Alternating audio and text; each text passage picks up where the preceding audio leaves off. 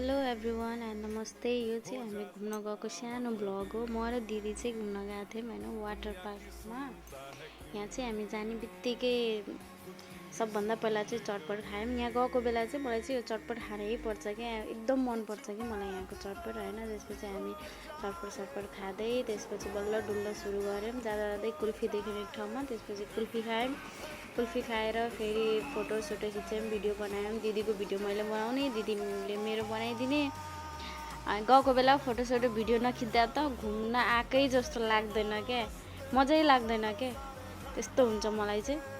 यहाँ चाहिँ बोटिङ पनि हुन्छ। हामीले चाहिँ बोटिङ गरेनौँ, जहिले गरेर आएकै हुन्थ्यौँ। आज चाहिँ गरेनौँ। यहाँ चाहिँ एकदम रमाइलो लाग्छ कि हुन्छ नि, कहिलेकाहीँ रिल्याक्स फिल होस् मलाई, अनि पिसफुली बस्नको लागि यहाँ चाहिँ एकदम मजा लाग्छ कि मलाई यहाँ डुल्न घुम्न। बेला बेला म गइरहेको छु हैन। यहाँ लास्ट टाइममा हामी फर्क्यौँ तर त्यहाँ चाहिँ एक दुईवटा फोटोसोटो नि खिचेको थियौँ हामीले। फोटोहरू भयो।